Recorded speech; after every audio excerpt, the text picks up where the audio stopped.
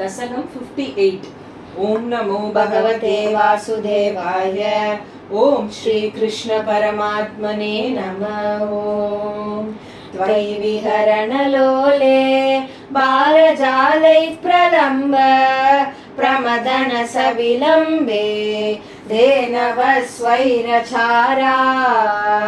तृणकुतुकनिविष्टा दूरदूरं शरन्त्य किमपि विबनमैक्षी भाग्यमीशां बभूव अनधिगतनिदाघ क्रौर्यबृन्दावनान्तात् बहिरिदमुपयाता गाननं देनवस्सा तव विहर विषण्णा ऊष्मलग्रीष्मताप प्रसर विशरदम्बस् व्याकुलास्तम्भमापू तदनु सहसहायै दूरमन्विष्य सौरे गलितसरणिमुञ्जारण्यसञ्जातकेदम् पशुकुलमभिवीक्ष्य क्षिप्रमानेतुमारात् त्वयि गतवती हि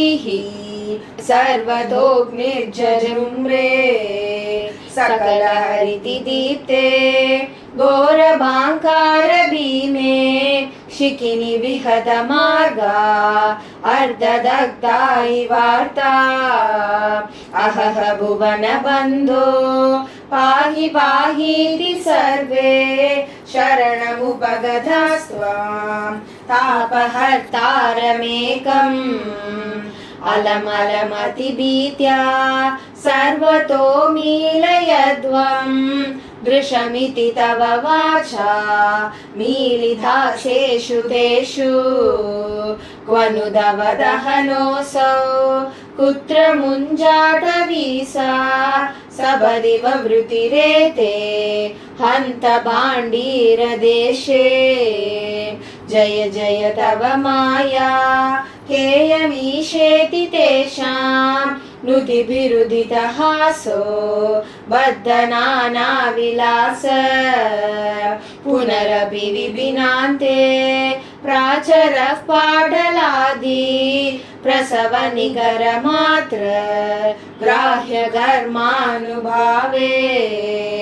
त्वयि विमुखमिवोचै सापभारं वहन्तं तव भजन वदन्त पङ्कमुच्छोषयन्तं तव भुजवदुदञ्च भूरि तेजप्रवाहं तपसमयमनैषी यामुनेषु स्थलेषु तदनु जलदजालै त्वद्वपुस्तुल्यभाभी विगसदमलविद्युत् पीतवासो विलासै सकलभुवनभाजां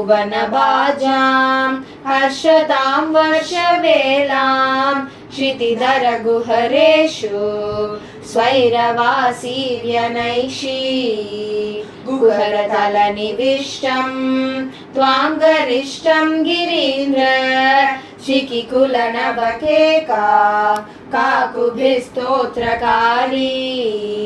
स्फुटगुडजगदम्ब स्तोमपुष्पाञ्जलिं च प्रविदधमनुभेजे देवगोवर्धनोऽसौ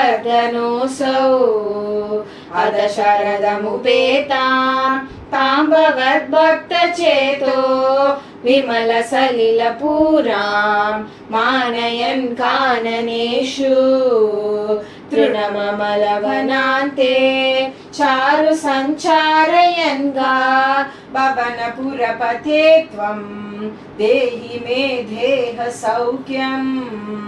सर्वत्र गोविन्द नाम संकीर्तनं गोविन्द गोविन्द।